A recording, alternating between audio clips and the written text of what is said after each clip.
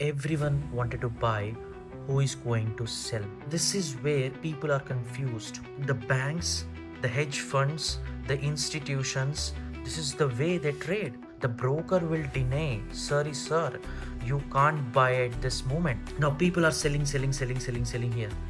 What I will do as a big player, I have $1 billion. Let's get started. You can't be a profitable trader because liquidity is the only one who is driving the market. This is the simplest way I've explained. The first point, think like big player or algorithm. What do you mean by this? Whenever you wanted to trade, take a position, you need to think like a big player. Assume you have $1 billion and you wanted to buy. Why do you wanted to buy? Ask yourself. It should align with the fundamentals. Okay, if the fundamentals is strong, if you take example of xauusd gold, right? You know the fundamentals are strong for gold. Gold will raise. Okay, now everyone wanted to buy. Even big player wanted to buy, retailer wanted to buy, every other fund managers wanted to buy. Then if everyone wanted to buy, who is going to sell? Ask this question. Right now, that's where the market manipulates. How it will manipulate is by creating liquidity. Liquidity is equals to creating opposite orders. Creating opposite orders. What do you mean by opposite orders? I wanted to buy, right, according to fundamentals. I wanted to create sellers in the market. I want so many sellers so that my order will get executed. As I said, if you have $1 billion and you wanted to buy, it's not that easy to execute. The broker will deny, sorry, sir, you can't buy at this moment because you don't have enough opposite orders to fill your buy order. You need to wait. You need to wait until the price reaches certain level, or else you have to split your entry. This is what the banks, the hedge funds, the institutions, the pension funds, who is managing big funds are doing. This is the way they trade. Right. Let's make it simple right now. So the price is moving like this. Okay. Now you wanted to buy. Where will you buy? Most likely retailers wanted to buy here at the discount level where the stop loss is minimum. Okay, this is the stop loss. Now the price reaches back to this level, and let's say retailers are buying.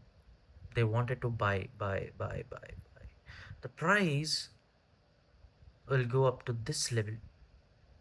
Okay, and these are all buying. Where will they exit? 90% people will exit if the price goes above and breaks completely. Okay, by a closing candle. This is where these buyers will exit. Right now, what the price does is either the price doesn't go above this level and reverses back and takes the stop loss below this level. Now the stop loss have been taken out. Now this is where people are confused. Okay, the fundamentals are strong for gold. Okay, so the gold will eventually go up. This particular swing break in the higher time frame, like 4 hours, what it does is create the opposite liquidity. Right, first, if you see this example, whenever the price breaks this level and takes the stop loss of the existing retail buyers, what do you mean by that? People who are buying here, now they are selling. Right, You went to the broker, you bought some quantity, right? Now you need to return it back to the broker, right? By selling it. Whether you sell at the profit or loss, it doesn't matter, but you need to return it back, right? Now here, if your stop loss gets triggered, now that means you are selling. You bought, you sold in the loss, right? Now this stop loss is equals to sell orders, that to market orders, right? Now people are selling here. What I will do as a big player, I have $1 billion. Now I'll execute, let's say, $30 million buy order here. So the price moves a little bit like this, because this break doesn't mean $1 billion is sufficient, right? Because retailers here only can get, only can give big players a $30 million to fill their 1 billion. Out of 1 billion position, they only give $30 million. Now the price moves up like this.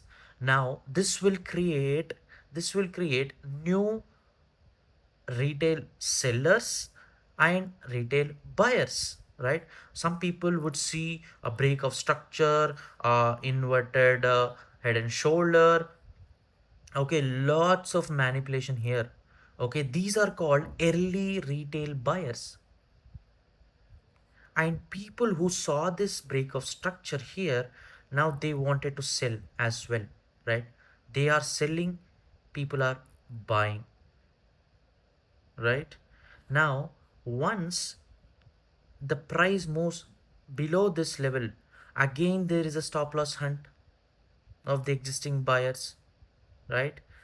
And this is where I'll execute another $30 million, another 30 million. Now this is where the price goes up a little bit, okay, where it truly genuinely feels like the price is going up again. Now this is where the biggest liquidity grab, and the entire position is filled now, $1 billion. Now from here the price continues the trend, right? So how many swings it takes to fill this $1 billion? This is what the question, right? This could be the doubt. So you can't estimate how many swings it takes to build $1 billion, but I'm sure it will only depends on the amount of consolidation and the time spent here. Okay, these are the retail buyers buying and putting their stop loss here. For suppose I'll draw this here, the price just made a couple of swings and came down. Even though if it made a wick here, not by closing, that means the stop loss have been taken out. So in this particular consolidation, see, it took only some time. I mean, it did not spend enough time here, so the liquidity is less, so you can't expect the price to move up and take the all-time high, right? So you need to check how long it spent here, how long it spent here. So that is where, okay, now if this consolidation spent more than couple of days or 3 days, okay, after this break of structure here in the 4 hour time frame, then that means this is highly liquid. I mean, if the price goes down here, people are now selling. Now as an institutions following fundamentals, I will execute here. Now if you wanted to go and see whatever the pattern you want, whatever the pattern you want, you see after this break. Why? Because institutions or big players are not against the retailers. They are not against the retailers. They are here in the market to trade like us. But as they have big positions, their orders need opposite orders, right? They they orders read opposite orders. Once they fill their position, once they fill their 1 billion position here, they no longer target retailers who wanted to trade along with them.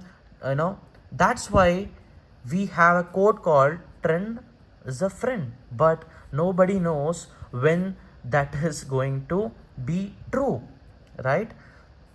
This is where it will be true. So if your stop loss is getting triggered, most of the time, this is the reason. The fundamentals, you need to check the fundamentals. This is topmost priority, because institutions or the big moves that you wanted to capture will only be possible if you follow fundamentals. Without fundamentals, institutions will not build their position, right? Check fundamentals and then think like a big player. Okay, don't think like a retailer. Like, for suppose if you have $1,000 in your account, and you will always think like $1,000 account holder.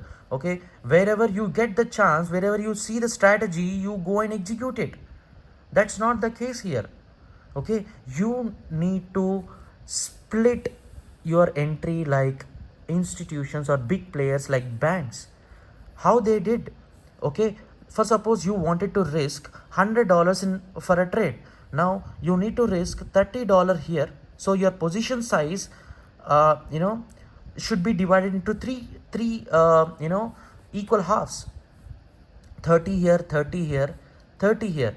Now if the price goes back and takes this level out, okay, where your exact stop loss is, you need to only lose $100. That is according to your risk. In this way you can literally avoid stop losses, right? So hope you like this video. This content is completely based upon my 8 years of experience. 8 years of experience in the market. I've seen plenty of charts. I've made, you can't even imagine, the notes that I've prepared, the price action that I read. Okay, I'll be explaining all those in upcoming videos. So if you like the content, just hit that subscribe button. Thanks for following.